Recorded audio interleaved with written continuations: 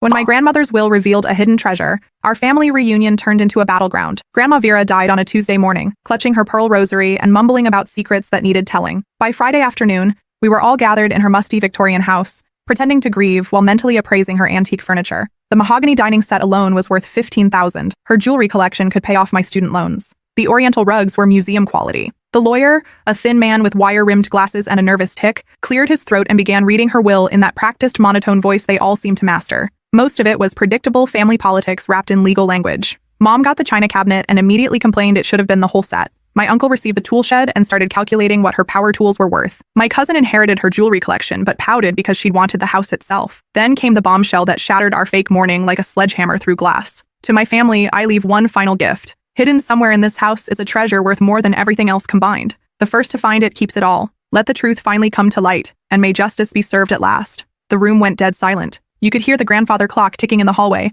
marking seconds that felt like hours. Dust motes danced in the afternoon sunlight streaming through her lace curtains. Then chaos erupted like a dam bursting. "That's ridiculous," my uncle snapped, his face turning red and splotchy. Vera was losing her mind these last few years. Talking to dead people, forgetting our names. This isn't legally binding. Some treasure hunt nonsense from a senile old woman. The lawyer adjusted his glasses and consulted his papers with careful precision. Actually, it is completely valid. She had it notarized and witnessed by 3 separate parties just last month. Her mental competency was evaluated by 2 doctors. The treasure hunt clause supersedes all other bequests if someone successfully finds what she hid. My aunt immediately started frantically opening drawers, dumping out their contents onto the Persian rug. Sewing supplies, old photographs, and decades of accumulated junk scattered everywhere. My cousin began pulling books off shelves, shaking them violently for hidden compartments or loose pages. Mom stood frozen in the center of the chaos, probably calculating how much Grandma's mysterious treasure might be worth and whether she could contest the will in court. I'd always been Grandma's favorite, though I never understood why until now. While everyone else visited twice a year on Christmas and Easter like clockwork, I came every Sunday without fail for the past 10 years. We'd sit on her wraparound porch drinking sweet tea from mason jars while she told rambling stories about the old days. She'd mention family secrets and hidden truths, cryptic references to things that happened before I was born,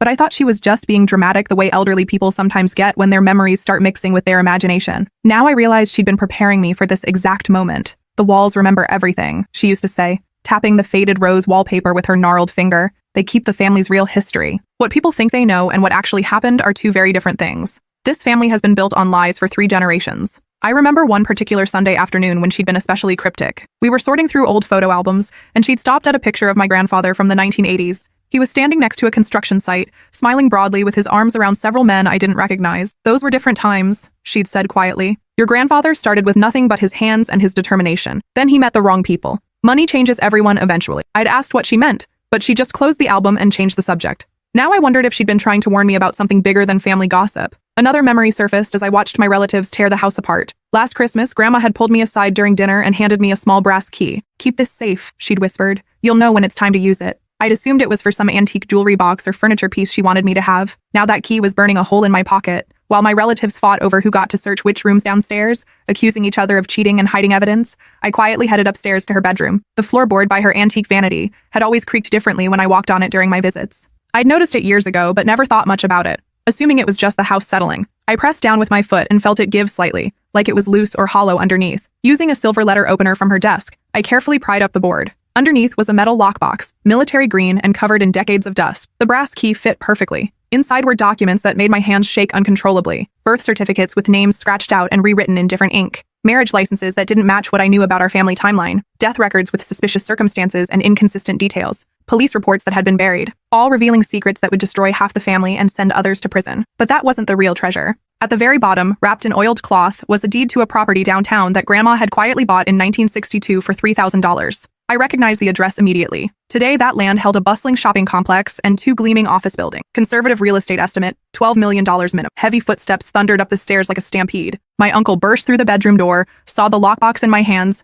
and his face went completely white, like he'd seen a ghost rise from the grave. "Give me that right now," he demanded, lunging toward me with desperate aggression. "No," I said firmly, clutching the documents tighter against my chest and backing toward the window. "You don't understand what you're holding," he hissed, his voice dropping to a threatening whisper that made my skin crawl. "Those papers will ruin everything, destroy the whole family. Some secrets are meant to stay buried forever." That's when I realized this treasure hunt wasn't about money at all. This was about the family secrets Grandma had been protecting for decades, carrying the weight of lies and cover-ups until she finally decided someone needed to know the truth. The first document I examined more closely was my own birth certificate, but the father's name wasn't Dad. It was my uncle. My stomach dropped as the horrifying implications crashed over me like ice water. Mom's marriage to Dad when I was 2 years old, the way my uncle always treated me differently at family gatherings, the hushed conversations that stopped abruptly when I entered rooms. The resemblance people always mentioned, but I'd attributed to family genetics. Suddenly, 30 years of confusing interactions made perfect sense. Why my uncle had always bought me more expensive Christmas gifts than anyone else. Why he'd insisted on paying for my college tuition when money was tight.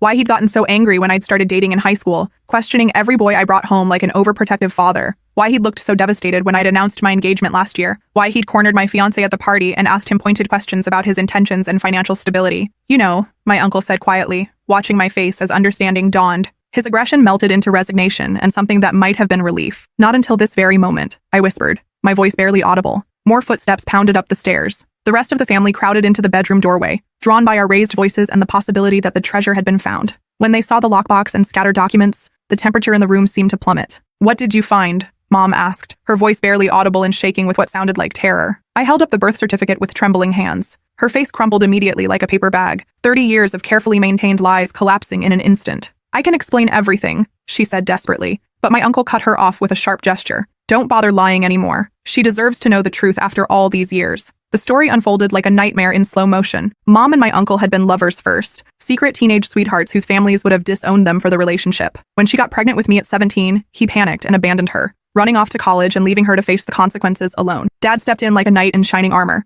married her when I was 2, and raised me as his own child without question or resentment. My uncle came back 5 years later, married to my aunt with a respectable job and a new identity, pretending the past had never happened. But the affair had continued sporadically over the years. We thought it was better this way, Mom said through tears that streaked her makeup. You had a father who loved you unconditionally, a stable home. We didn't want to confuse you or make you feel unwanted, built on a foundation of lies, I said bitterly. But the documents revealed even more disturbing secrets. My cousin wasn't my uncle's biological child either. The marriage certificate showed my aunt had been married to someone else when my cousin was born, a detail that had been carefully hidden and falsified. The web of deception stretched across generations like a spider's web of lies. Then I found the death certificate that changed everything forever. My grandfather hadn't died in a car accident like we'd been told our entire lives. According to the coroner's report and police investigation hidden in the bottom of the box, he'd been murdered, and the prime suspect, before the case was mysteriously closed, had been my uncle. Did you kill him? I asked, my voice steady despite the horror flooding through me. My uncle's guilty silence was answer enough. He was going to expose everything, my aunt said from the doorway,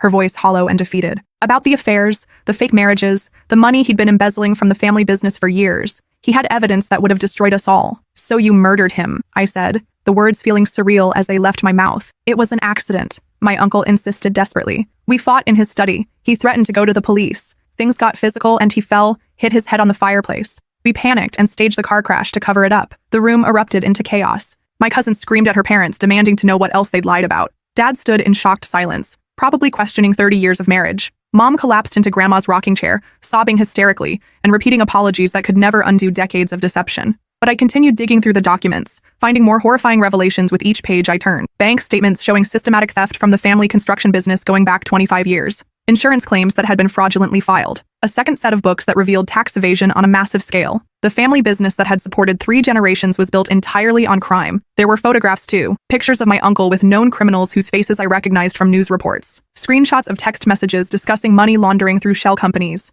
Evidence that Grandma had been building a case against her own son for years, documenting every illegal transaction and cover-up with the methodical precision of a prosecutor. She'd been planning this moment for decades. I found letters she'd written but never sent. Letters to the FBI. Letters to the IRS. Letters to the local district attorney, all detailing the criminal enterprise her family had become under my uncle's leadership. Each letter was more detailed than the last, showing how she'd gradually uncovered the full scope of the corruption, but she'd never sent them because she loved us too much to destroy us. Until now. In her final letter, addressed to me and dated just a week before her death, she explained everything. How she discovered the murder when she found blood on my uncle's clothes the night grandfather died. How she'd helped cover it up to protect the family. How that decision had haunted her for 30 years. Eating away at her conscience like acid. How she'd watched him transform from a scared young man who'd made a terrible mistake into a calculating criminal who'd turned the family business into his personal bank account. She'd tried to stop him multiple times over the years, confronted him about the missing money, threatened to expose him to the authorities. But he'd always found ways to manipulate her maternal instincts, convincing her that destroying him would destroy everyone else too. That Mom would go to prison as an accessory. That Dad would lose everything he'd worked for. That my cousin and I would grow up with the stigma of having criminals for family. The final straw came when she discovered he was planning to frame Dad for the embezzlement. Dad, who'd raised me without knowing I wasn't his biological child. Dad, who'd been loyal to the family business for 30 years while my uncle robbed it blind behind his back. She couldn't let an innocent man go to prison for crimes he didn't commit. So she'd planned this elaborate treasure hunt, knowing that I was the only family member she could trust with the truth, the only one who'd loved her unconditionally without expecting anything in return, the only one with enough moral courage to do what needed to be done. My aunt was sobbing now, confessing to years of looking the other way while my uncle destroyed lives, how she'd helped launder money through fake charity accounts, how she'd forged documents and lied to auditors when they came sniffing around, how she'd lived in constant terror that they'd all be caught but been too afraid to speak up. My cousin sat in stunned silence, probably realizing her entire privileged lifestyle had been funded by theft and murder. The private schools, the luxury vacations, the expensive cars, the designer clothes, all of it bought with stolen money. Dad just kept staring at me, processing the fact that I wasn't his biological daughter. But when I looked at him with tears in my eyes, he stepped forward and pulled me into a tight hug. "You're still my daughter," he whispered.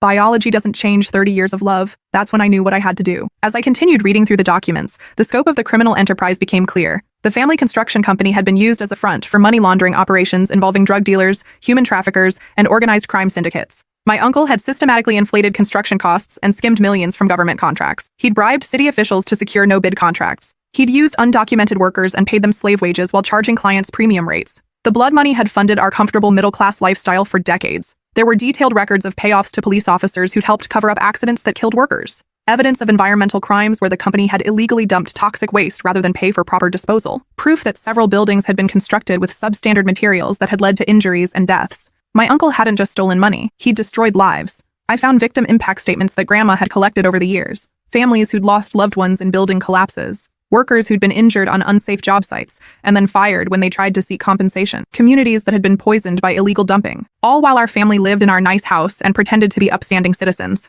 The worst part was discovering that Dad had been set up as the fall guy for years. My uncle had been systematically transferring blame to him, creating a paper trail that would make Dad look responsible for the financial irregularities if investigators ever came sniffing around. There were forged documents with Dad's signature, bank accounts opened in his name without his knowledge, contracts that had been backdated to make it look like Dad had authorized questionable expenditures. Dad had been working for a criminal enterprise for 30 years without knowing it, slowly being framed for crimes he'd never committed. But there was more, so much more. I found evidence that my uncle had been blackmailing city officials for years, using private investigators to gather compromising information about their personal lives. Photos of affairs, financial irregularities, family secrets, anything that could be used as leverage to secure contracts and avoid scrutiny. The reach of the corruption was staggering. Half the city government was compromised. There were records of murders disguised as accidents. A building inspector who'd gotten too close to discovering safety violations had died in a suspicious car crash. A journalist investigating illegal dumping had suffered a fatal heart attack, despite being young and healthy. A former employee who'd threatened to go to the authorities about worker safety violations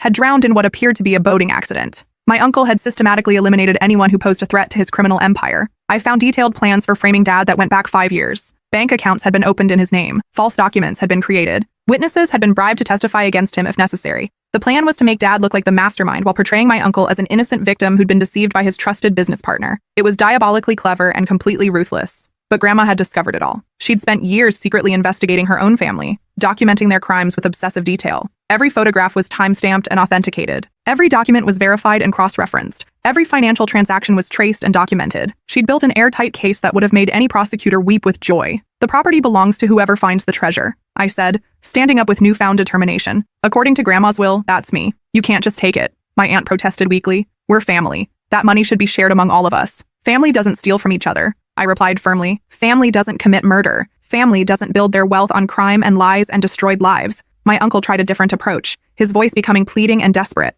"Think about what you're doing. If you expose this, innocent people will get hurt. Your mother will go to prison. Your cousin's life will be ruined. Is your moral righteousness worth destroying everyone you claim to love?" I looked around the room at their faces. Mom, who'd lied about my paternity for 30 years. My uncle, who'd murdered his own father and built a criminal empire on the foundation of that crime. My aunt, who'd helped launder money and cover up murders. My cousin, who'd lived off blood money her entire life while people died to fund her privileged lifestyle. Then I looked at Dad, the only truly innocent person in the room, the man who'd raised me with love and patience, never knowing he was being systematically betrayed by the family he'd devoted his life to serving. "Grandma was right," I said quietly. "Some secrets destroy more lives by being kept than by being exposed." My uncle's face hardened with rage. "You have no idea what you're unleashing. This goes deeper than just our family. There are powerful people involved who won't let you destroy everything we've built." "Are you threatening me?" I asked. "I'm warning you," he said. "There are consequences to betraying family. Consequences you can't imagine." I pulled out my phone and started recording. "Say that again." His face went white as he realized his mistake. I called the lawyer from Grandma's old rotary phone in the hallway.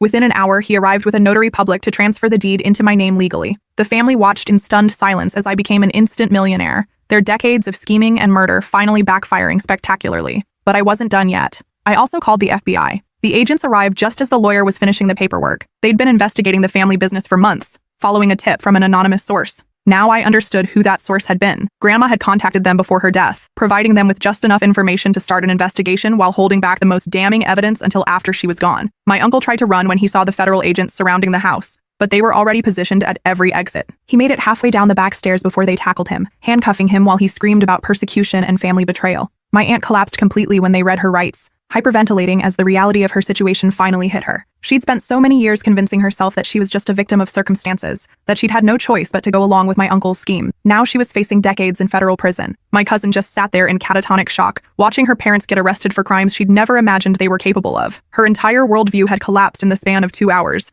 The investigation that followed was brutal and thorough. Federal agents spent weeks combing through every document Grandma had collected. They interviewed dozens of witnesses, victims, and former employees. They traced financial transactions going back 25 years. Within a month, they'd uncovered enough evidence to file over 100 felony charges. The local news called it the biggest organized crime bust in the state's history. National media picked up the story because of the dramatic family betrayal angle. Camera crews camped outside Grandma's house, trying to get footage of the crime scene where it all began. The investigation expanded rapidly as more victims came forward. Workers who'd been injured on unsafe job sites, families who'd lost loved ones to building collapses, communities that had been poisoned by illegal dumping. They all had stories of cover-ups and intimidation by the family business. My uncle was charged with murder, racketeering, tax evasion, money laundering, fraud, bribery, environmental crimes, conspiracy, and witness intimidation. The prosecutors were seeking life in prison without parole. My aunt faced similar charges as his accomplice and co-conspirator. But the investigation revealed even more horrifying details as it progressed. They found evidence linking the family business to human trafficking operations. Undocumented workers had been smuggled into the country and forced to work in slave-like conditions. When they tried to escape or report the conditions, they disappeared. The FBI had found 3 unmarked graves on properties owned by the company. My uncle had gone from petty theft to organized crime to serial murder over the course of 25 years. Each crime had escalated as he'd become more confident in his ability to avoid consequences. The community reaction was devastating and long-lasting. People who'd trusted the family business for generations felt personally violated. Church members who'd worked alongside my uncle on charity drives discovered their donations had been stolen and used to fund criminal activities. City officials who'd accepted his campaign contributions faced their own corruption investigations. The scandal reached into every aspect of local life. The high school had to rename its gymnasium because it had been funded with stolen money. The hospital had to return a donation that had been made with laundered funds. 3 charities had to close because their primary funding source had been criminal proceeds. The family name became synonymous with organized crime and systematic corruption. I sold the property to a development company for $14 million, just as the criminal trials were beginning. The media attention was overwhelming and relentless. Reporters camped outside my apartment building, trying to get interviews with the whistleblower who'd brought down a criminal dynasty that had operated for decades. I refused all interview requests. This wasn't about fame or revenge or personal vindication. This was about justice for the victims whose lives had been destroyed by my family's greed and violence. I hired the best legal team money could buy to protect Dad from any potential charges. The prosecutors quickly realized he'd been set up as a scapegoat and granted him immunity in exchange for his cooperation with their investigation. His testimony was crucial in understanding how the criminal enterprise had operated while maintaining a legitimate facade. He provided details about financial irregularities he'd noticed over the years but had attributed to simple bookkeeping errors, documents he'd signed without reading carefully, meetings he'd been excluded from without explanation. The picture that emerged was of a man who'd been systematically manipulated and betrayed by people he'd trusted completely. I paid for trauma therapy for my cousin, who was struggling to process the revelation that her entire life had been built on blood money and murder. She'd been accepted to medical school but deferred enrollment to deal with the psychological fallout. She'd also received death threats from families of victims who blamed her for benefiting from their loved ones' suffering. The therapy helped her understand that she was both a victim of her parents' crimes and someone who needed to take responsibility for making amends. I set up a victim compensation fund with $5 million,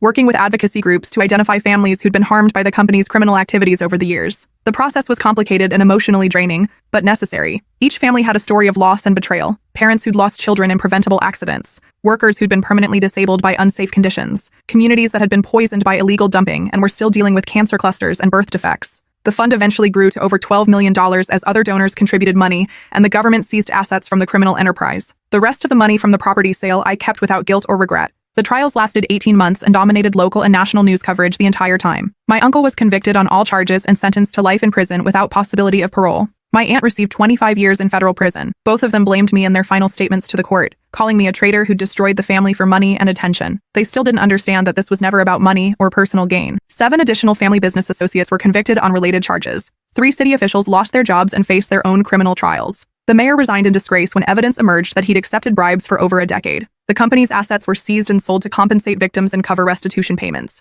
The total amount recovered was over $40 million, but it could never truly compensate for the lives lost and communities destroyed. Mom received immunity for testifying against my uncle, providing crucial details about the murder cover-up and financial crimes. But our relationship never recovered from the betrayal of learning she'd lied about my entire identity for 30 years. How do you forgive someone for lying about the most fundamental fact of your existence? How do you trust someone who'd kept such a massive secret while raising you to value honesty and integrity? The last conversation we had was brutal and final. She accused me of destroying the family for money and attention. I accused her of enabling murder and corruption for decades. We both said things that could never be taken back. She moved to another state after the trials ended, cutting off all contact with me and Dad. I heard through distant relatives that she'd changed her name and was working as a grocery store clerk, trying to rebuild her life away from the scandal. Dad stood by me through everything: the media circus, the family backlash, the guilt and trauma of learning that the people who'd raised me were criminals. He never once made me feel like I'd made the wrong choice in exposing the truth. "You did what Grandma couldn't do for 30 years, he told me after the sentencing. "You chose truth over family loyalty, justice over comfort. That takes incredible courage." The psychological toll was enormous and long-lasting. I spent months in therapy, processing the trauma of learning my entire life had been built on lies and murder. There were nights when I wondered if I'd made the right choice, if the destruction I'd caused was worth the justice I'd served.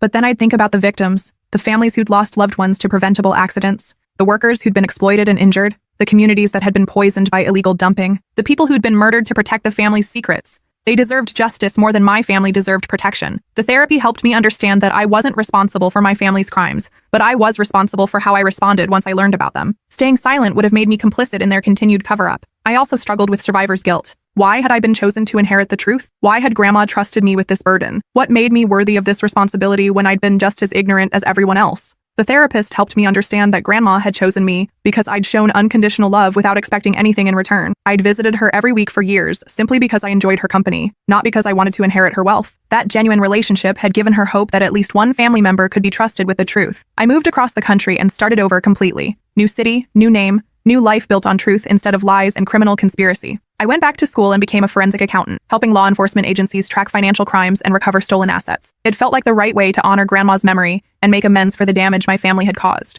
The work was challenging but deeply fulfilling. I helped uncover tax evasion schemes, money laundering operations, and fraud cases that had destroyed countless lives. Every criminal I helped catch, every dollar I helped recover for victims, felt like another step toward redemption. My specialty became family-based criminal enterprises, using my personal experience to understand how corruption could hide behind facades of respectability for decades. I testified before Congress about the need for stronger oversight of construction contracts and environmental regulations. The legislation that eventually passed was nicknamed the Vera Act in honor of Grandma, though few people understood the irony of naming anti-corruption legislation after someone who'd helped cover up crimes for 30 years. 5 years later, I got a call from the prison. My uncle had died of a heart attack in his cell. The warden asked if I wanted to claim the body for burial. I declined without hesitation. The news of his death brought mixed emotions. Relief that he could never hurt anyone else. Sadness for the person he might have been if he'd made different choices. Anger that he died without ever expressing genuine remorse for his crimes. His final letter, delivered to me through the prison chaplain, was full of self-justification and blame. He insisted that everything he'd done was to protect and provide for his family, that the victims were acceptable casualties in his efforts to build a better life for the people he loved. He died believing he was the hero of his own story. A week after his death, I received a letter from Mom that would be our final communication. It was forwarded through 3 different addresses, full of blame and bitterness, accusing me of being selfish and vindictive for destroying the family instead of keeping quiet like a good daughter should have done. She wrote about how my uncle's death had devastated my aunt, who was now serving her sentence in solitary confinement for her own protection after receiving death threats from other inmates whose families had been harmed by her crimes. She described how my cousin had eventually returned to medical school, but struggled with severe depression and anxiety, unable to escape the guilt and shame of her family's legacy, how she dedicated her career to working with underserved communities, trying to atone for the damage her parents had caused. She detailed how former employees of the family business were still struggling to find work, blacklisted from other construction jobs because of their association with the criminal enterprise, how their families had lost homes and savings because of the business collapse. All of this suffering was my fault, according to Mom. All because I couldn't keep my mouth shut about things that happened before I was born. She ended the letter by telling me that my uncle had maintained his innocence until the day he died, insisting that Grandma had fabricated evidence to frame him because she'd never forgiven him for abandoning me as a baby.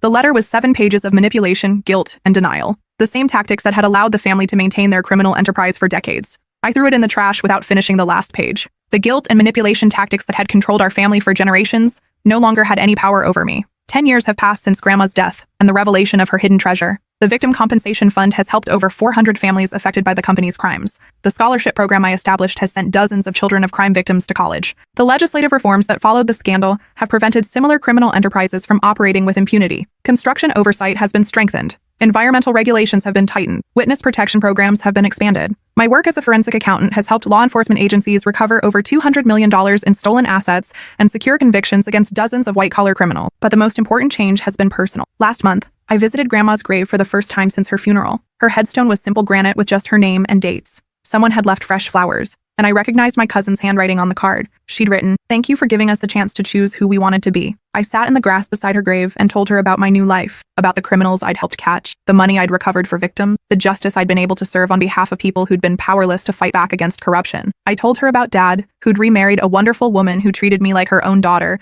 despite knowing our complicated history, about the peace I'd found in building a life based on truth and justice instead of lies and criminal conspiracy. I told her about my cousin, who'd become a trauma surgeon working in inner-city hospitals, saving lives instead of profiting from death, about the advocacy work she'd taken on, fighting for worker safety regulations and environmental protections. And I thanked her for trusting me with the truth, even though it meant destroying everything she'd spent her life protecting. I told her about the Victim Compensation Fund, which had grown to over $20 million and had helped more than 400 families affected by the company's crimes, about the scholarship program I'd established for children of crime victims, about the legislation that had been passed to prevent the kind of corruption that had allowed my family's criminal enterprise to operate for so long. Some treasures are worth more than money, like truth, like justice, like the freedom to build a life without lies as your foundation. Grandma knew exactly what she was doing when she hid that lockbox. She'd spent 70 years keeping the family together by keeping their murderous secrets. In the end, she chose to set one person free instead of perpetuating the cycle of lies and violence that had defined our family for 3 generations. The person who'd loved her unconditionally. The person who'd visited every Sunday without expecting inheritance or reward. The person who deserved better than a family built on murder, lies, and decades of carefully maintained deception. She'd given me something more valuable than $12 million. She'd given me the chance to choose who I wanted to be, free from the weight of family loyalty and criminal conspiracy. She'd given me the opportunity to break the cycle of corruption that had defined our family for 3 generations, the chance to build something better from the ashes of what came before. I chose justice over comfort. I chose truth over loyalty. I chose victims over criminals. I chose the future over the past. And I've never regretted that choice for a single day, even during the darkest moments when the weight of what I'd destroyed threatened to crush me. Because some fights are worth having, even when they cost you everything you thought you wanted. Some truths are worth telling, even when they shatter every relationship you've ever cherished. Some stands are worth taking, even when you have to take them completely alone. Grandma understood that better than anyone. And in the end, she made sure I understood it too. The treasure she left me wasn't money or property. It was the knowledge that I had the strength to do what was right, even when it meant losing everything I'd thought I cared about. It was the understanding that real family isn't defined by blood or shared secrets, but by people who support each other in choosing justice over convenience. It was the freedom to build a life based on truth instead of lies, integrity instead of corruption, service instead of greed. That's a treasure worth more than all the money in the world, and it's a gift I'll carry with me for the rest of my life.